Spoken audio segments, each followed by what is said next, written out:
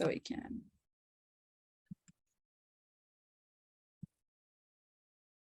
Can you see my screen? Yeah. Yes. Yeah, we can. So hi everyone again. I'm Alicia Flores. I work for Honduran Red Cross. I've been working for Honduran Red Cross for 20 years, and I'm the IT manager. I am also the information management and digital transformation focal point. And I also collaborate with the International Federation for giving trainings in the use of technology for emergencies. I'm very happy to present my project. It's very rewarding. This was not my first option, I must say, but I have to change because of the time of my stakeholders. But I'm really happy I changed my project because I had the opportunity to work with the branches of the Red Cross, and most of the time these branches don't have access to technology. So it was very nice to give them, or to be able to give them a tool they can use in a daily basis. And well, my project was to build an information management tool for branches. And to put you in context, Honduran Red Cross currently has 50 branches. They provide several additional services to the community in daily basis, such as assisting local emergencies through the ambulance service, first aid, assisting in mass mobilizations. They also transport patients through their ambulance on a daily basis, and also in the COVID-19 pandemic. And these services are financed by their local budgets or donations from local services. So that's what we are trying to keep track with this tool. The main goal of the project is to create a tool to collect and visualize all the services that they provide. So we know what they're doing, and also they know exactly what they're doing. And the goal of the project is to show information at different levels.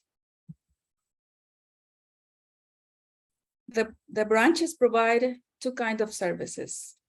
The services that are originated from the headquarters, they already are in a system, so we are not worried about that.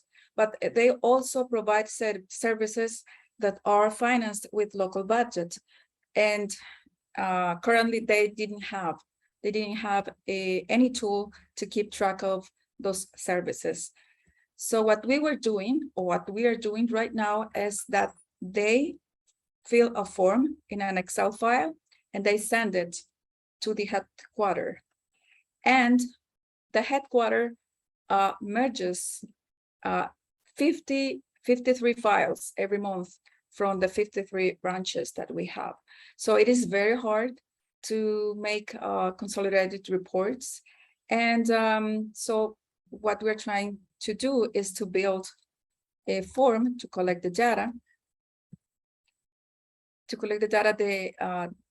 from the services they provide, and build a dashboard for the visualization.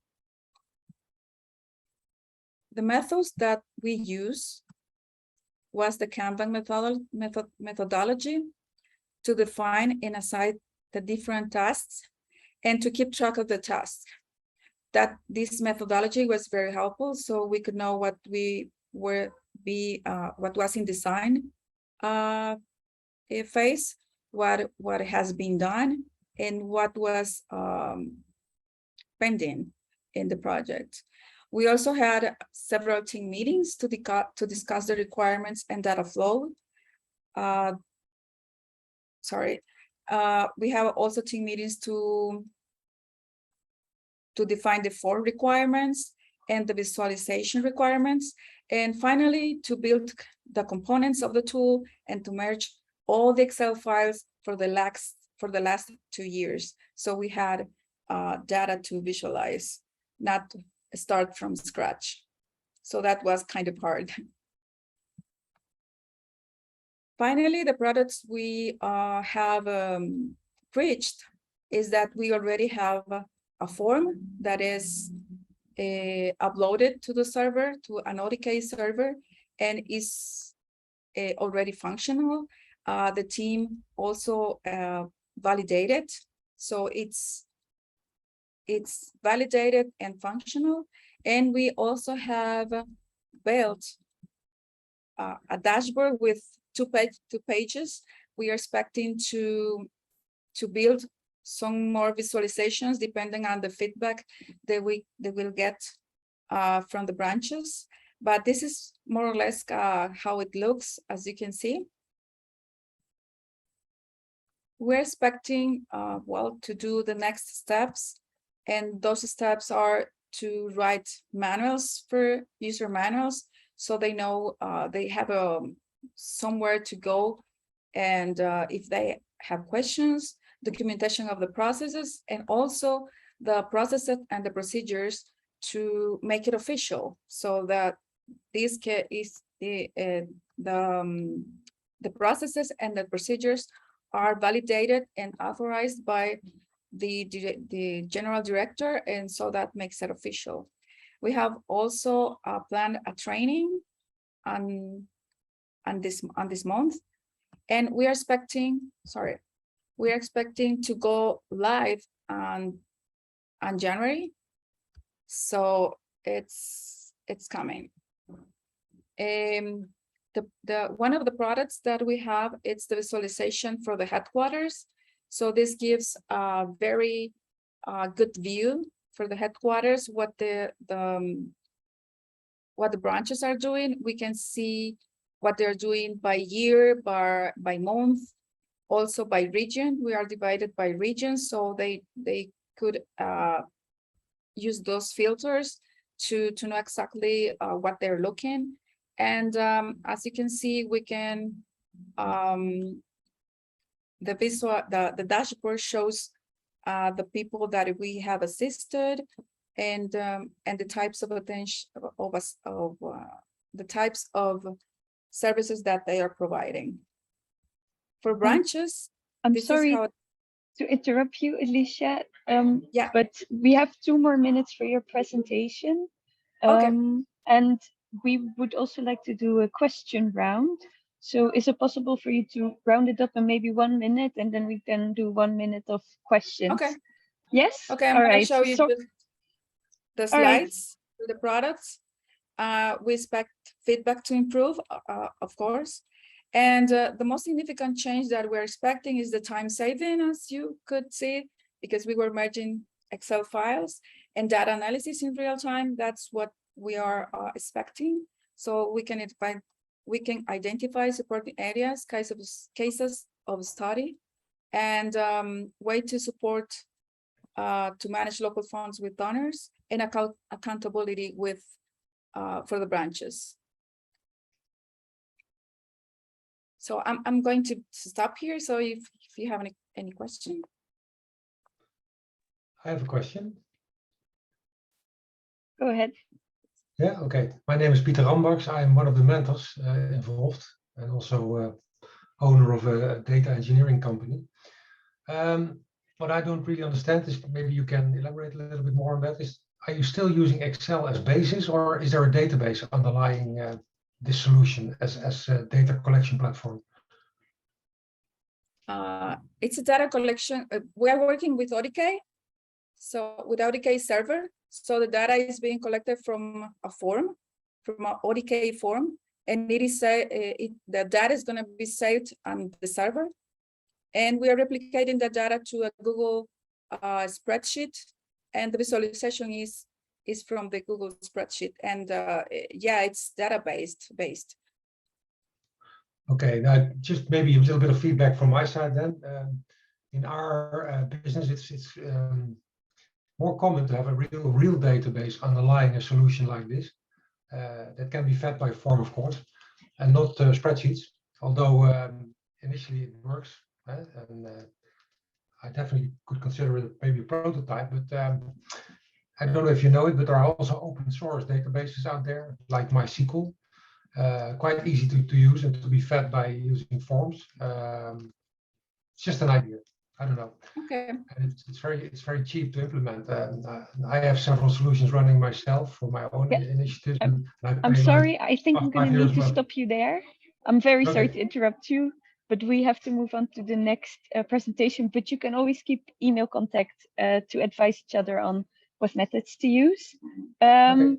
Next, we will watch Here the it comes. presentation from Benson about road extraction from high-resolution satellite imagery.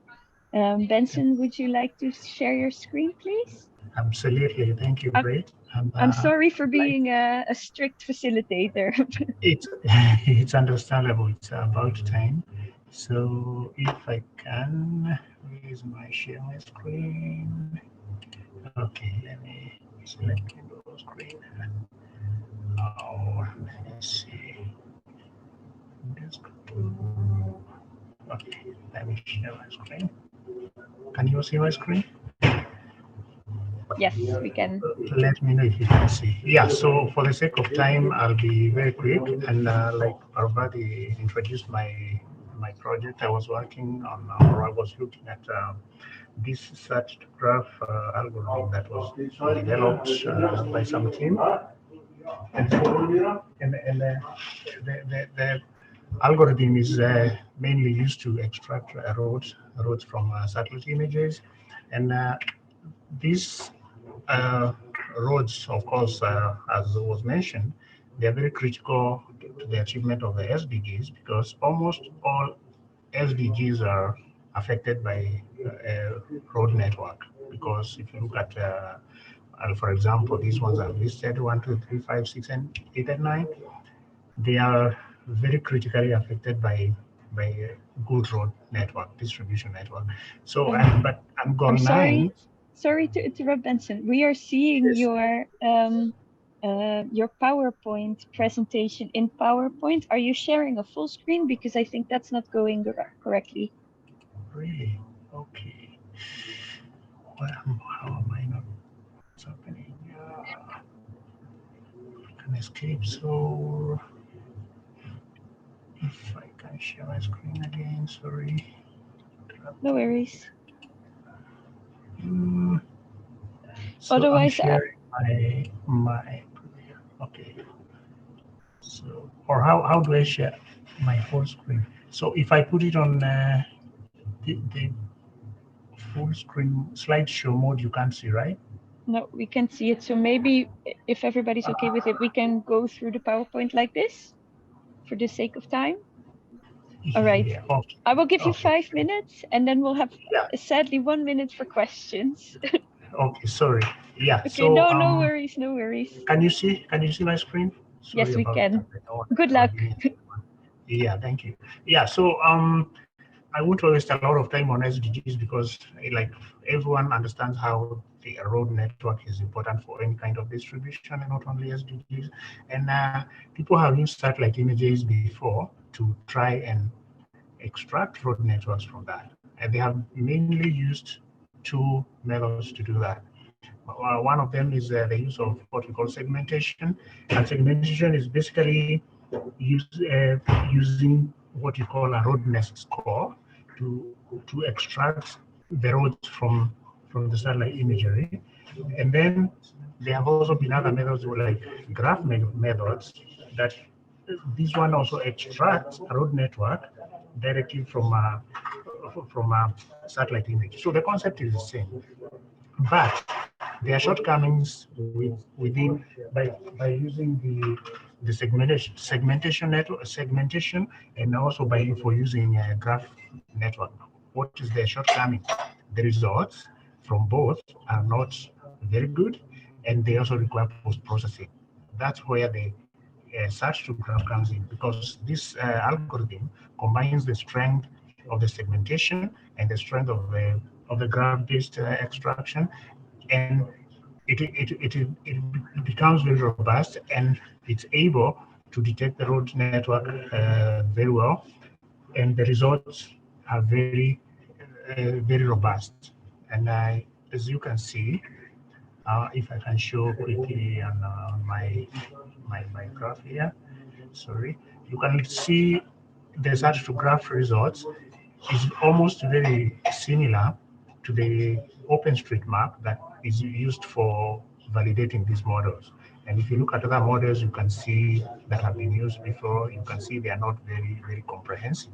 So what is the largest impact? If you look at the number of resources and people needed through this volunteer mapping projects that have been organized mostly by OpenStreetMap or the humanitarian OpenStreetMap, you can see that people will do all these projects, but the results are not very as accurate as the results from search to graph. And I don't know whether I'll have a minute to demonstrate the tool online, how it works. So you can see the number of resources required and the number of roads. But the search graph is almost an instant way of mapping, and yeah, it is highly accurate. So what was my learning from this project, from this fellowship? Of course, I didn't actually test my algorithm. I have the data, yes, but because of time and the time needed to prepare this data, it takes quite a lot of time. So this is what I'm going to embark moving on, and then because the model is still very new and it has not been run all over the world. So even in fact, where I work at in Kosovo, this model has not been run. So because I have access to high resolution images, it will be very handy now to run this model. So that's what I'll be embarking on. And yeah, in a nutshell, this fellowship was very important for me to learn about data maturity, because this is like a very critical point, starting point for any organization before they can even decide which tools or which tools to use for the data analytics. And I also improved my skills in modeling and how I learned how you can assess different stakeholders, how to communicate with them. And of course, I've improved my data analytics, problem solving, visualization. Yeah. And the next step is I look forward to running this model, because I have the images, but for the sake of time, I will not manage. And, yeah. So if I could, then I'll stop sharing this and then share the. It's very good to demonstrate this, how this tool works. So I will quickly share my screen. This one is, I mostly use Teams, so this one is being Okay, like, there is one more minute left, so maybe we will have to skip it and leave a little room for possible questions. I'm very sorry. It's I all have to be right. strict. Is there anyone with a question for Benson? Yeah. If nobody has a question, I have one. Yes. I'm very much wondering because we saw in the former presentation that OpenStreetMap is doing the best job at extracting information from satellite imagery. And I was wondering what the shortages are of OpenStreetMap, or what can still be improved. Yeah, absolutely. And if you look at the mapping that is done mostly by the volunteers for OpenStreetMap, it's mostly in the urban areas and in the rural areas, where actually most of these projects that are run by NGOs and even the UN is done.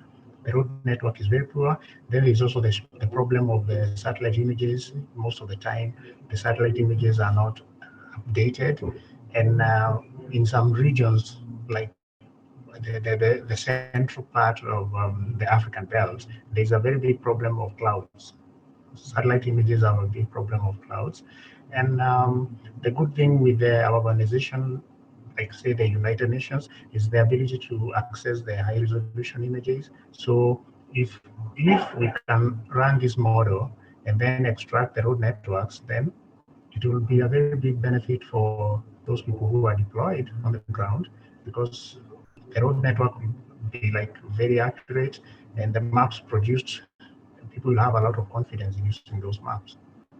Yeah. Very interesting. Thank you. And also thank you for your presentation. Next on the planning is Brenda, who will be speaking about digital learning reporting dashboards for course tracking and evaluations. Would you please share your screen, Brenda? Hello, everyone. Thank you for this opportunity. For my presentation, because of time, I think I'll just share the first screen and then I can do the presentation offline.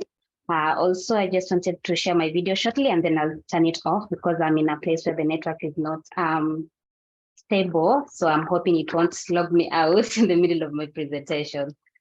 Thank you. Sharing shortly.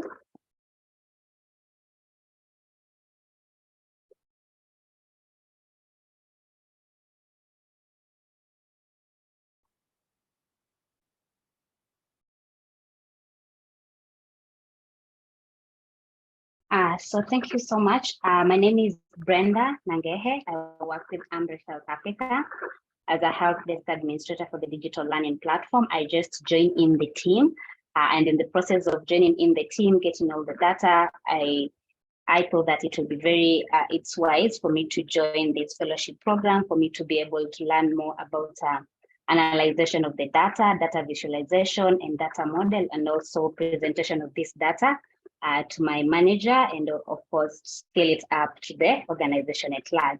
So one of the AMREF Health Africa strategic pillar is human resources for health, which basically is to develop and sustain human resources for health.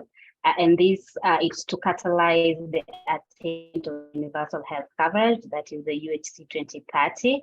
And out of this strategic pillar, we have a strategic objective that is to increase the number of skills, mix of mid-level and community health level workers in terms of increasing their knowledge and skills. And also the strategic objective out of this pillar is to scale up the use of digital learning approaches in a priority interventions.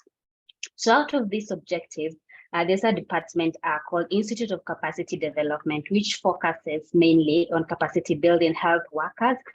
We have a platform called Jibu, where we have a number of courses, unique courses for capacity building for health workers across various cadres, for nurses, for pharmacists, for clinical officers. And of course, currently the platform's reach is in 36 African countries. And we have more than 50,000 users on the platform, cutting across courses that are offered in English, some are offered in French, and we also have courses in Portuguese. And for any learner who wants to access this platform, able to access it using the web platform. If they have a laptop, they can use that, or a tablet. And also they can use a Jibu mobile app that we developed that is able to access the courses that are on the platform. And of course, with the increased number of partners, stakeholders interested in digital learning, and that's when the increase of the online courses are increased. And that's why I think I came up with this. It's still on research basis, how to do the course tracking of these courses and also to do the evaluation. And out of this evaluation, you will be able, as a course owner or a partner, you're able to see the user journey, you're able to see the concerns they may be facing from a support desk, and also you're able to see the gaps from the courses that are there outside there in terms of feedback that you might get from the learners, and you may be able to scale it up, and may also be able to come up with other courses that may be addressing the needs. The methods and tools so far that we are using the platform, of course, apart from generating reports on the platform, we also get this data from Excel.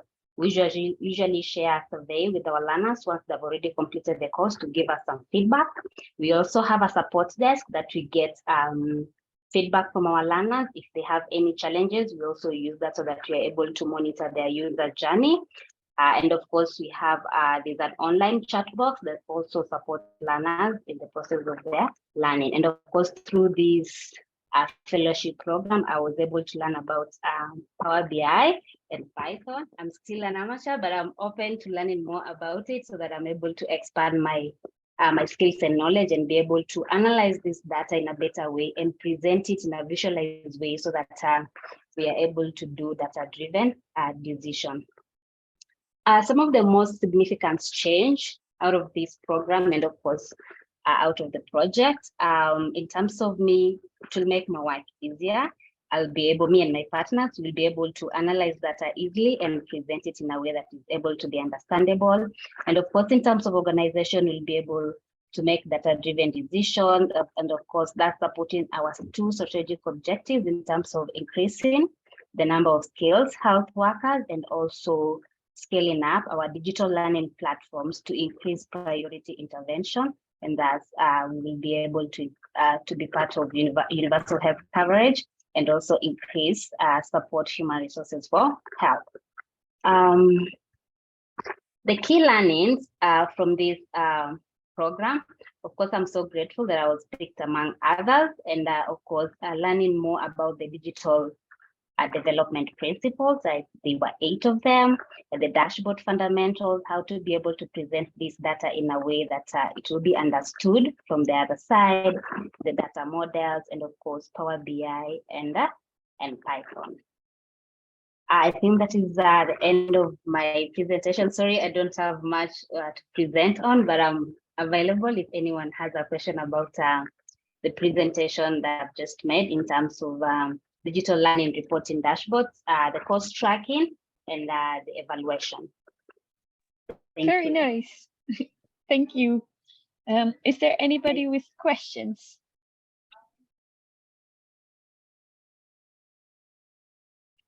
If not, I have a question, Brenda. I was wondering, what other future applications do you see with using Power BI and Python for AMREF? For AMREF, I think there's future for using both platform, and I think we already have a Power BI, but for me, I'm still not comfortable using it all through. I'm still learning about it, and I know we have other different platforms that are maybe using that in terms of monitoring the evaluation and in terms of tracking community health workers who are collecting data that are being used in terms of scaling up our SDGs. Okay, very interesting. Is there anybody else with questions?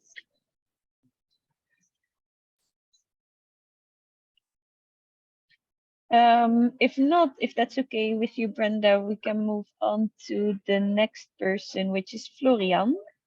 Is that okay? Yes, it's okay. Thank you so much. Thank you for presenting.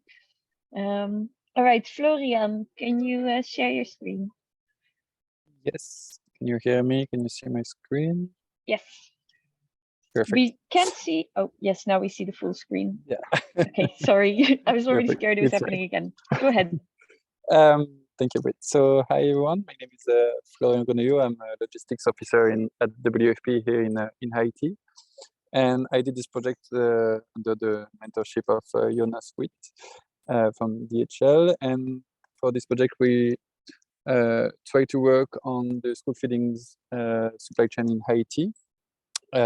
So, as you probably know, in terms of food access, Haiti is a really challenging country. Over the 11 million people here, we have 4.7 million people in condition of food emergency in terms of access to food. In order to fight this problem, WFP has multiple activities here in the country in terms of resilience, in terms of emergency distribution, as the picture that you can see here. And we have also the school feeding program. And to manage all these activities, we have a set of warehouses in the country, and we have different changes in terms of logistics in order to procure the food locally or regionally, and then dispatch the food in the country. And so for this business case, I mainly focused on the school feeding program because I'm in charge of the logistics for the school feeding program, so it was easier for me to take this business case. And the problem that we faced is that during the months of September, we had huge demonstrations in the country. And during these demonstrations, some of them were violent. And during this violence demonstration, we lost 2 of our warehouses in the country. These warehouses have been looted and destroyed, so we can't use them anymore for the moment. And so the problem that we have now is that we still have to provide food to the children, and we have only 2 remaining warehouses in the country. So the idea of this business case was to study the potential scenarios of reopening warehouses in the country. We have 5, so we have the 2 remaining warehouses, which also correspond to where we have the international ports for the procurement. So we have to keep them. And then we have potential scenarios of reopening the 5 warehouses that you can see here, or maybe 2, 3, 4, 1. We didn't know yet. And so the idea of this business case was to identify what would be the optimal warehouses to open in order to provide food to the children.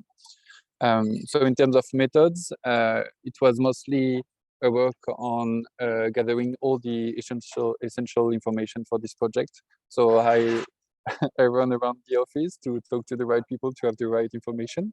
So first, on the demand, I was able to locate all the schools in the country with the demand per year and per school, so to have a better idea of the demand. Then I talked with the fleet manager in order to have the available fleet and the cost of our fleet in the country. Then, because we have too many schools, we have some of them that are covered by cooperating partners. So I talked with the partnership in order to have an idea of the cost of distributing food through this partner. And so we can see that this is real data, and we can do a small linear regression in order to have an idea of the cost of delivering food through the partner. And so using these inputs, I was able, in collaboration with Jonas, to define a mathematical model in order to test scenarios of supply chain network in the country. And so the most significant change is that in terms of lead time and costs, we have been able to identify multiple scenarios leading to major improvement in terms of cost and lead time. These improvements could lead to more meals for the children because we reduce the horizon of distribution. So we have more schools with more meals ready sooner during the week and during the year, sorry. And also in terms of cost saving, because we can save money on the distribution, we can put that to maybe improve the food rations for the children and provide maybe food for more schools in the country in the coming months or years. And so at the end of this project, I had a discussion with the head of supply chain here in the country.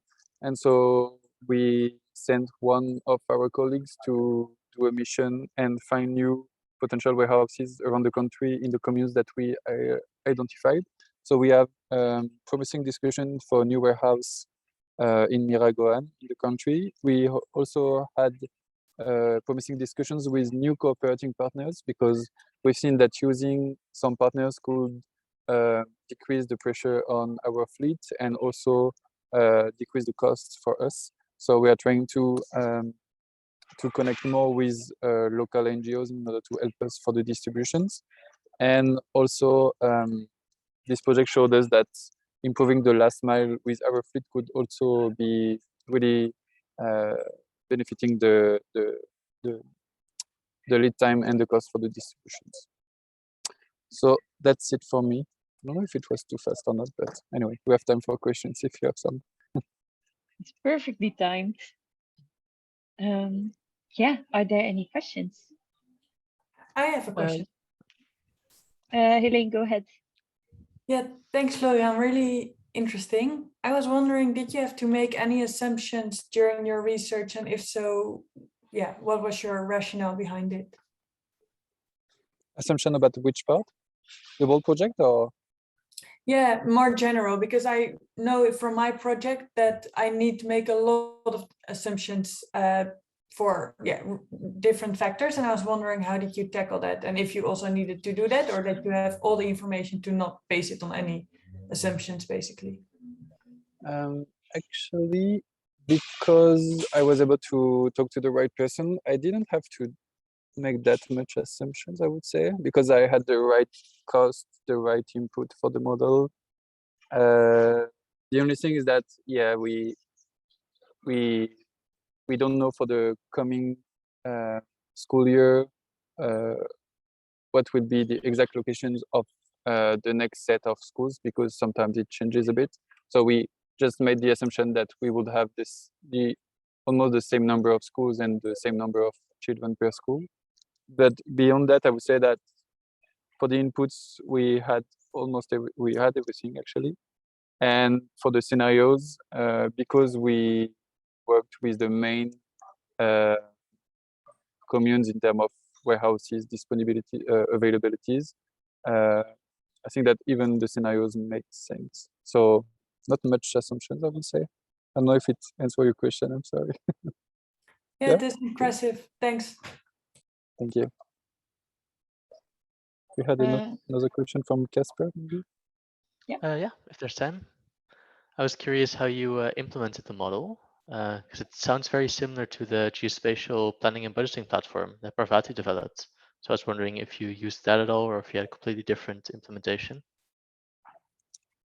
Me, I have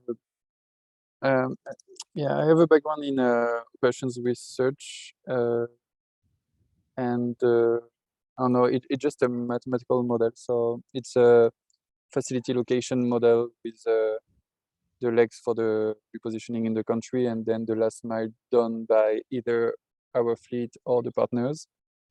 So then I just implemented it in my solver on my PC.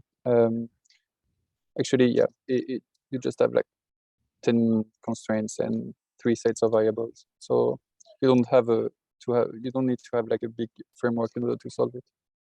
You just use a solver and it's fine. I could provide you the model if you want, but yeah. Yeah, would be fun actually. I'd like to see it. You can send me a message on Slack if you want. Yeah, will do. Thanks. Cool.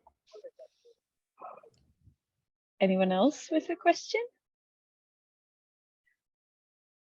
If not, then I have a question. Yeah, I was wondering what you see as shortcomings of the method you've now implemented. Like, what can be unexpected things that could occur that could really set this model off of its optimality?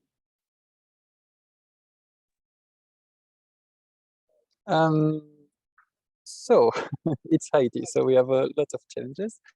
Right now, for example, we have 3 main roads that leave Port-au-Prince, the main city, and 2 of them are controlled by the gangs. So we have to use a boat to go to the south, and we only have 1 road to go to the north. So in the future, like maybe all 3 roads will be controlled by gangs, and the port will be controlled by gang, and so we won't be able to do anything. So that's why on top of this project, I also have another project where we think about maybe having the stocks in the US or in Dominican Republic to have more possibilities. So yeah, actually, yeah, we have this idea now.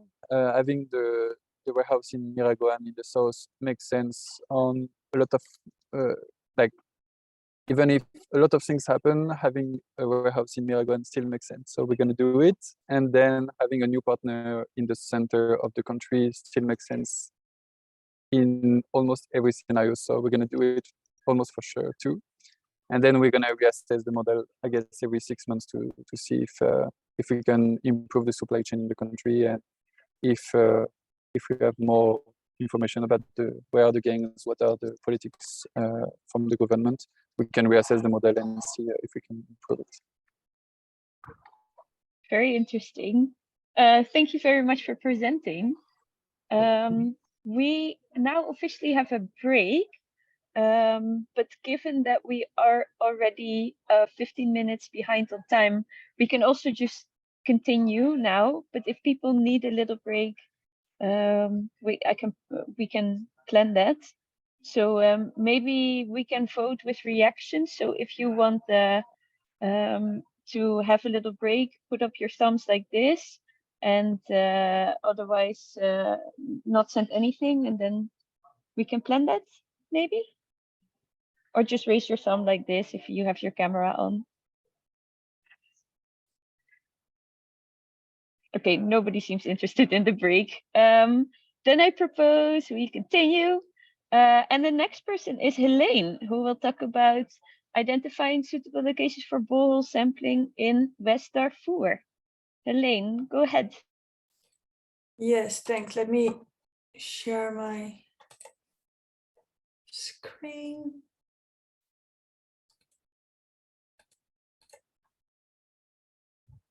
Wait.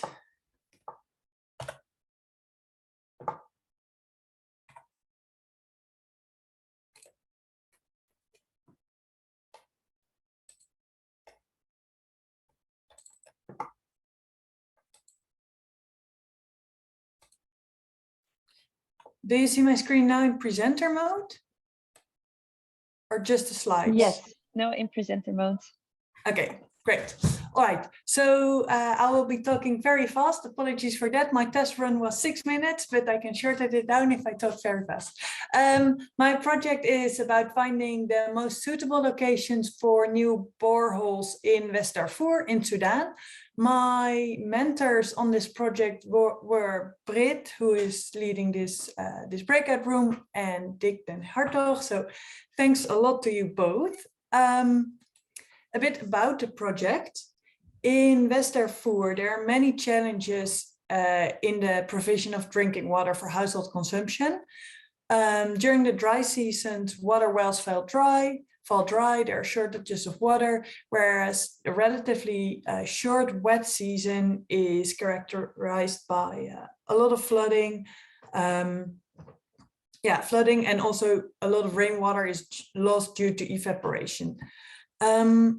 The Sudanese Red Crescent Society runs a project together with the Netherlands Red Cross on increasing access to water facilities in West Darfur.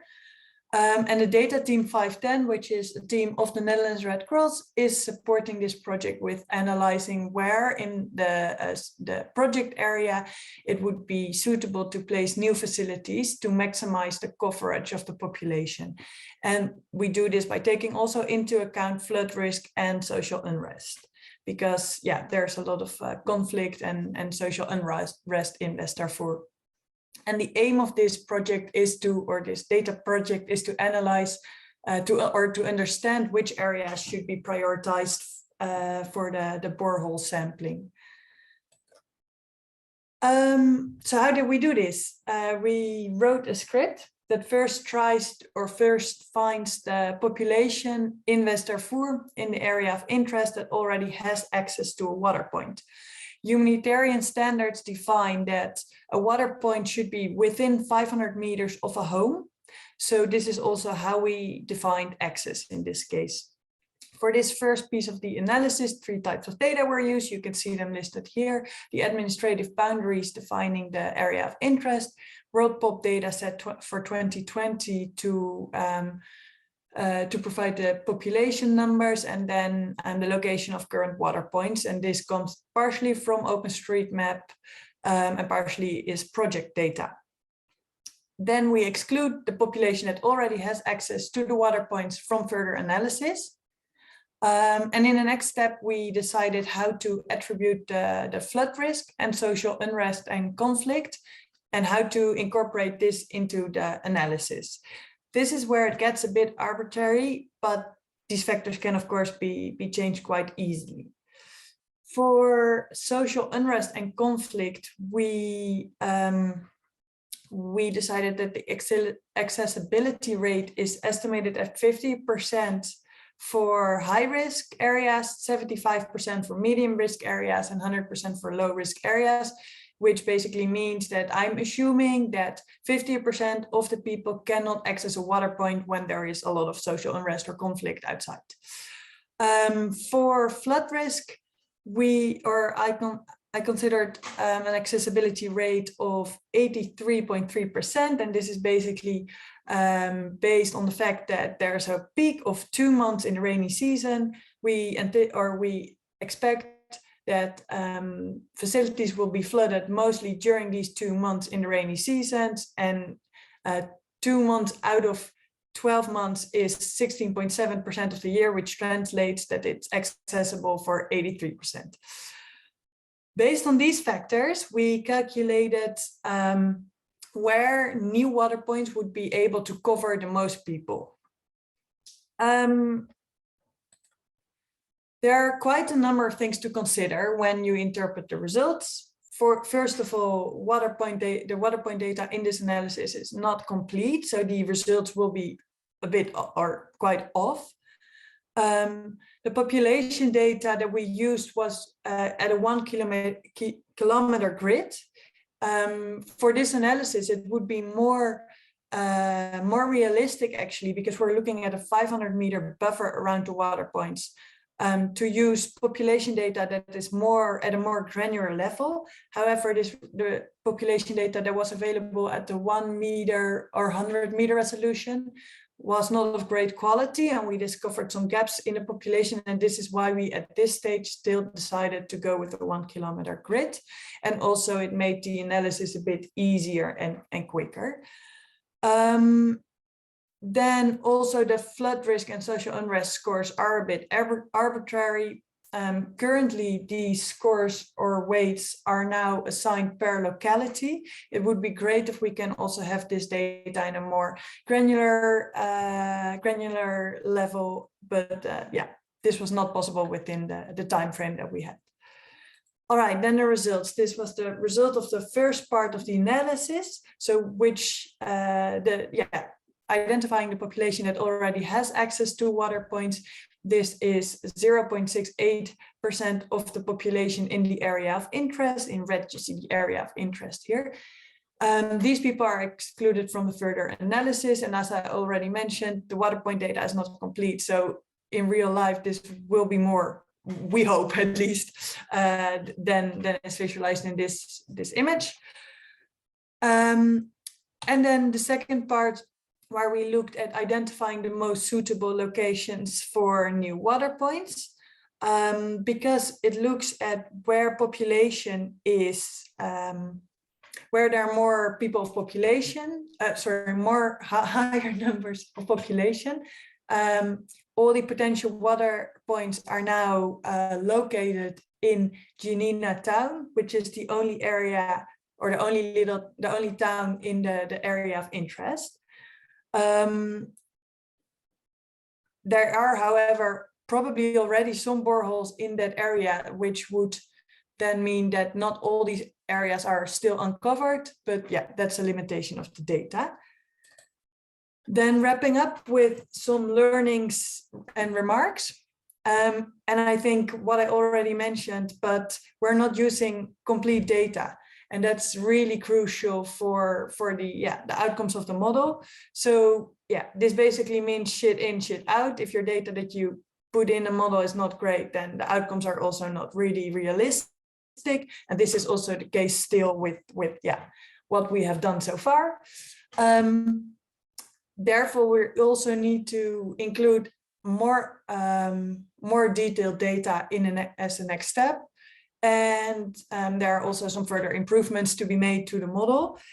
Also, if you look at this image, it would be a nice or an interesting option to look if we can, to see if we can actually decrease the weight of points that are already near an identified potential water point. So you're not actually having all the water points in one location, but that it's spread out a bit more.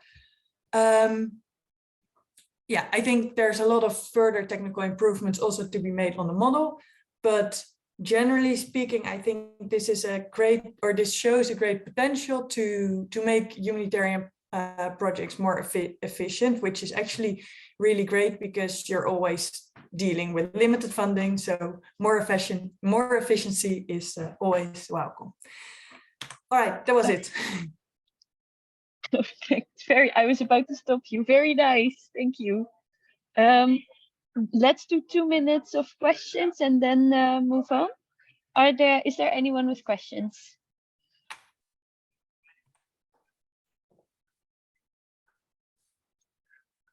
Uh, Well, If I the- think I have one. Go ahead. Helene, you earlier on today you said you had to make a lot of assumptions for your model. So what in your eyes is the most preventable assumption, or that you can fix yourself in the future? That I can fix myself in the future.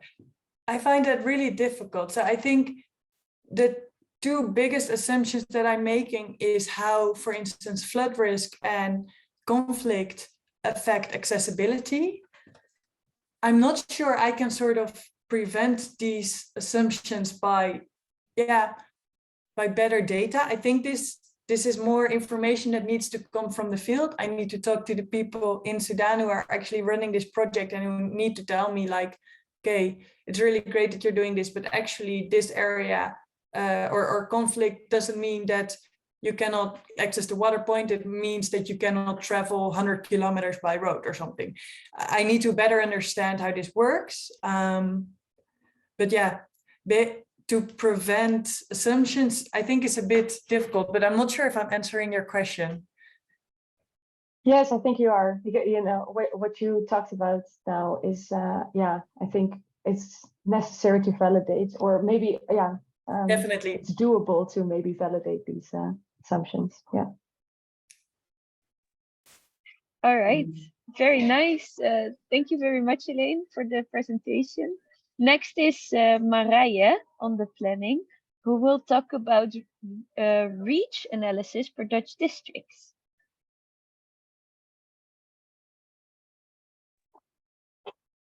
Yes, can you, let me see. Are you seeing my slides right now? Yes, but we are seeing them in presenter mode. Okay, let me see. And like this? Yes, that's okay. Shall we say that you speak for 7 minutes until 16:30? Is that okay? Yeah, sure, of course. All right. All right, go ahead. So I'm just leaving the slides like this, if that's okay. Yeah. So let me tell you a little bit about my project that I did for the Netherlands Red Cross. So let me just dive into the context right away. So each district in the Netherlands Red Cross has an emergency team at its disposal, and also one or more emergency vehicles. So every time an accident happens somewhere in the district, somewhere in the region, an emergency team of volunteers needs to assemble at a pickup point and then drive to the location of the emergency, the emergency within 45 minutes. So every district has a pool of volunteers, has a pool of team leads and drivers that all need to be in an emergency team before driving together to the accident. So what that looks like in practice is, excuse me for the Dutch words, by the way. So for example, this is an image of a district. Here, somewhere here, an accident happens. Then the coordinates of the nearest pickup points are communicated to all the volunteers in the pool. And then when at least 6 volunteers arrive, plus 1 team lead, plus the driver that you see here has picked up the car and has driven to the pickup points, then they all drive together to the location of the accident. So a very important question in this process, of course, is how much ground can be covered in time, in those 45 minutes. So I wanted to find out for the district of Flevoland. That's my use case. And their specific question was actually, can we reduce our number of pickup points, and can we actually only use the location of the emergency vehicle as a pickup point? Does that do something to our reach? So first, let me tell a little bit about the pre-processing steps that I did. I first geocoded the addresses of the volunteers, the vehicles, and the pickup points. I did this by means of the OSM Nominaten service. And then I calculated all the travel times. So from the volunteers to the pickup points, but also from the drivers to the car to the pickup points. By the way, it's good to know that fortunately this case, or these simulations, this analysis was already been done for a different districts a couple of years ago. So I could also rely on the process, on the scripts that already existed, of course, with the necessary adjustments. But it definitely made the way. So after these pre-processing steps, I went on to the simulations. So a little bit into detail, but what was done is actually you draw a random sample of volunteers that you assume to be available at the time of the accident. And then from that pool of volunteers, you take the time of the nearest driver, you take the time that it takes for him or her to get to the vehicle, and then the time to the pickup point. The same goes for the team lead. You take the nearest team lead, and it takes a number of minutes to get from his or her address to the pickup point. And you do the same for 6 additional volunteers. So what you get now is a sort of an estimate of how long it takes, how many minutes it takes per pickup point to assemble a team at this location. And what I did then is take the 45 minutes, the time limit the time limit of how fast you need to be at the location of the accident, and subtract the remaining minutes. So of course it's a simulation, so we did this a lot of times, and you end up with something like this. So for each pickup point, you have an estimate of the remaining minutes that you have in 25% of the cases, 50% of the cases, and 75% of the cases. So in most of the times, for example, for pickup point 6, you have in 75% of the cases, you have 11 minutes remaining. So before an emergency team is assembled at the pickup point. And then you take these remaining minutes, and this is the next step of the project. You take the remaining minutes to map the results and to map how far you can go from those pickup points. So I already got some test results for these remaining minutes, but unfortunately, I haven't got to the I haven't reached the part of the mapping in QGIS, but I have here an image of a prototype. So this was done for the previous case of Limburg. So here you see the dots representing volunteers and the drivers and the team leads, the pickup points and the cars, of course. And the dark red area represents the area that you can reach in 75% of the cases, and the light red area is in 25% of the cases. So here you see some gaps in the north especially. So hopefully I'm getting some results for the current case as well somewhere in the coming weeks. But for now, I think some next steps which are valuable to highlight is, well, currently, or when we ran through the scripts, we found out that some of it is still quite hard coded. So some of the parameters are coded in the data. So now we're setting up actually a sort of configuration file in which you can adjust the parameters, and then you can just push the button and run the model. Hopefully, we're working towards that. And also in the future, we want to also add a sort of optimization feature. So for example, I have 50 volunteers, and I want to know which one of them I can best educate to be a driver to actually optimize for reach, for example. So this is few of the next steps we're taking at the moment, which is very exciting. I also wanted to thank Wessel, by the way, who's in the call, my colleague, for helping me out in this project, and also Martin and Milena for being the mentors. They were great help and asked great questions, so thanks a lot. And I think for now, this is it. So thank you for your attention, and maybe also there are some questions for me. Yeah, thank you very much, Marija. Are there any questions? Because otherwise we can quickly move on to the next and last presentation.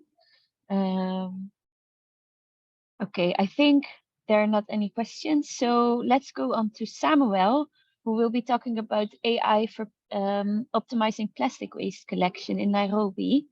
Samuel, would you please share your screen? And shall we say you speak until 37, so 7 minutes past half, and then we can do 3 minutes of questions, and then we can all be 10 minutes late to the big finale.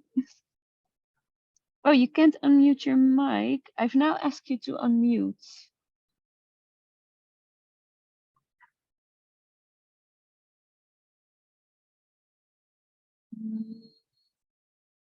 What? Okay, let's do that.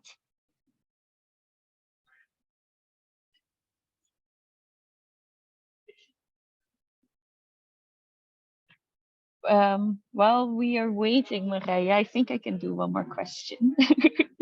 So I was curious what you altered about the model from that they applied to Limburg for Flevoland.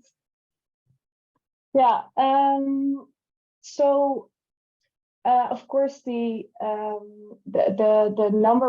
number of pickup points is different, and also funnily enough, in a previous case, the cars were also pickup points, but in fact, in the current situation, the location of the emergency vehicle was not actually being used as a pickup point. So that was one thing I changed. Also, because some elements were hard coded, like the names of the regions, they needed to be adjusted.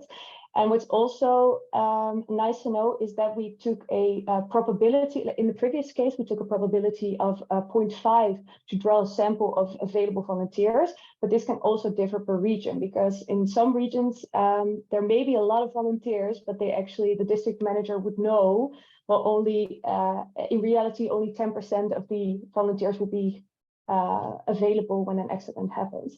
So these are small adjustments that I made that you can make. Yeah.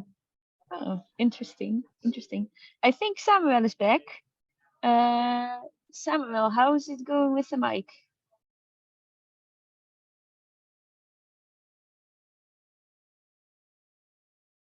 Still no response.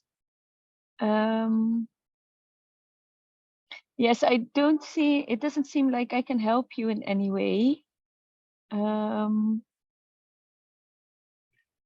Okay, then we will wait.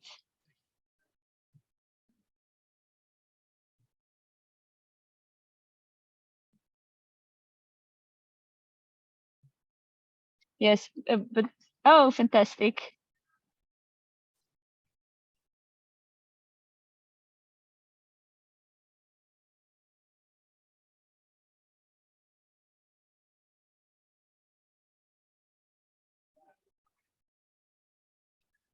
We still cannot hear you, Samuel, sadly.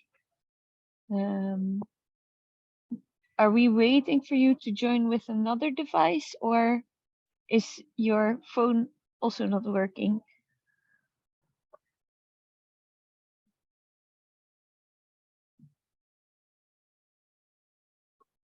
Is that a yes to joining with another device, or the microphone not working?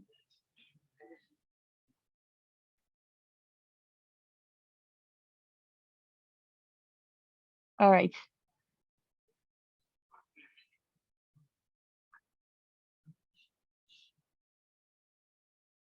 I am sorry about this.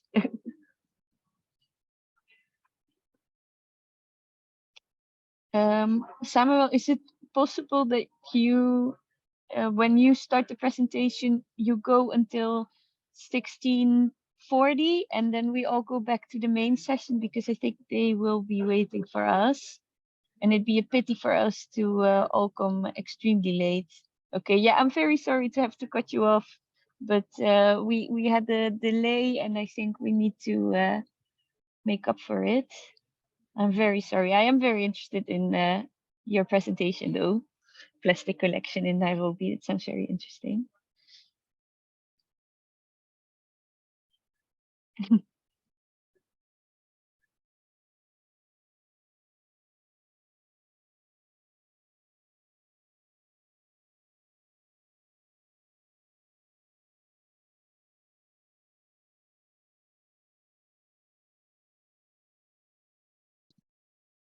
Hello?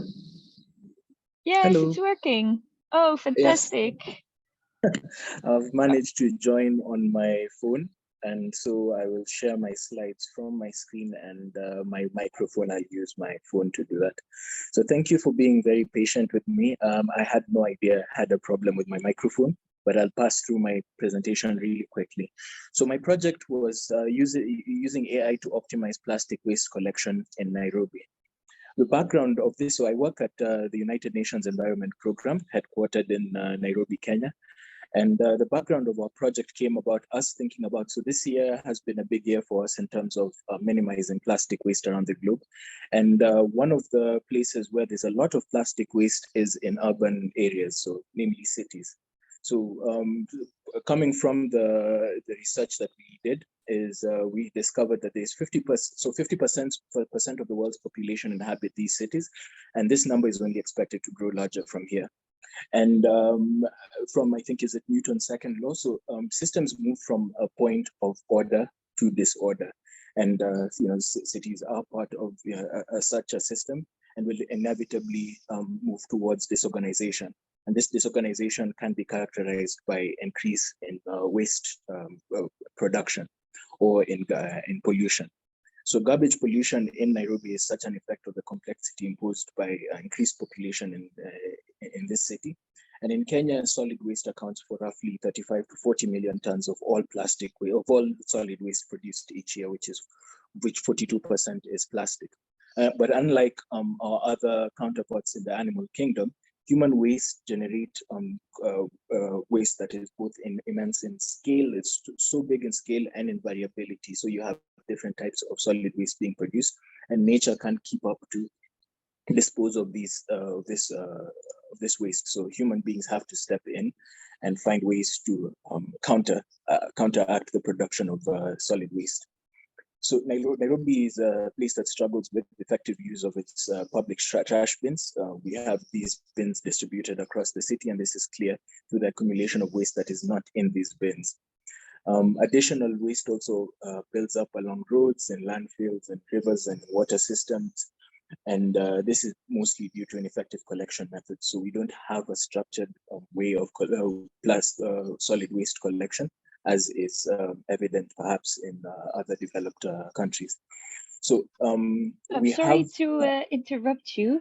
Are you sharing your screen in presenter modus? Okay, because we can't see that.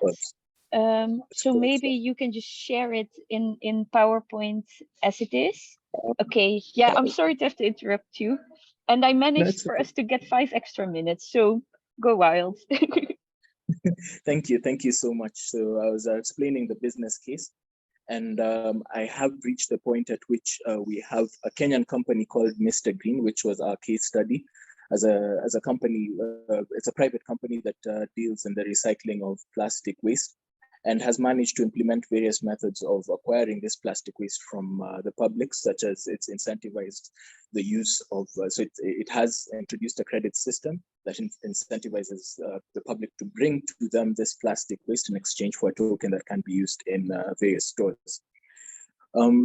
So having these discussions with them and among ourselves, we noticed, the challenge of implementing smart waste collection systems lies in the country's social and economic infrastructure, which would need to catch up before we can come up with very interesting ways of, collecting plastic waste. However, we decided, based on this understanding, to propose a method that is based on intuitively just recommending additional collection points around the city, based on where the waste is most and where the need is greatest, and in mapping the quickest possible routes for individuals or organizations, or when the government comes along and it gets in the plastic waste collection industry. And so moving on to the methodology and the tools that we used. So in the methodology, we relied heavily on constant discussions with Mr. Green on their experiences and challenges, just to ensure that we grounded the assumptions that we came up with during the creation of the concept. Additionally, based on the problem that we had and the available data and factors, the factors that influenced our decision were trying to map existing plastic waste collection stations so that we can know where we need to put more, looking at the population that existed. So densely populated areas would be highly targeted as compared to less densely populated areas, given that these were areas that had or generated more waste. The social status, so we understood that the low-income areas were or had a greater need for more collection, plastic waste collection centers as compared to maybe higher income areas, and the distance of a neighborhood from a plastic waste collection station, and for the route analysis environmental aspects such as road navigability, also for if people were to bring waste to a collection center, being the area being accessible was a key factor. So continuing on the methodology and the tools, we used Python and OpenStreetMap in the development of the tool, mainly ingesting the mapped demographic data from WorldPop and Mr. Green's current collection points, which they provided us through Google Maps. We then performed proximity analysis using k-means on Mr. Green's current collection points to understand the distance between these collection points to see where there were big distances and gaps. And then created a recommendation algorithm for new addresses for collection points based on demographic criteria that I just mentioned to inform the business strategy. So what were the most significant changes based from this project? So besides me learning a lot about geospatial data analysis, which I was previously not very familiar with, UNEP has also managed to initiate conversations with our neighbors, UN Habitat, who were doing a needs assessment on waste collection in urban centers, as well as private sector companies such as Mr. Green, who are working towards the same goal of eliminating plastic waste in Nairobi. The particular SDG indicator is 11.6.1, which quantifies parameters that will help cities and countries better manage their resources to mitigate and prevent environmental pollution. So we're looking at this tool contributing to the data that we have currently on plastic waste, solid waste, rather generated by city. So I'll show you a sample of the tool that UN Habitat developed to sort of store the data that they have on plastic waste. So moving on to my key learnings. As much as it seems as we're very opportunistic about the solution that we have developed, the actual development of the stations will stand to be realized, given that we have limitations such as in informal settlements, it's very difficult to get land to actually develop these collections stations. And from experience, provided to us by organizations such as Habitat that are working on the ground, it's extremely difficult to find this land in informal settlements, and is need to also not only have collection stations, but also sorting stations. So given that the waste that is provided again.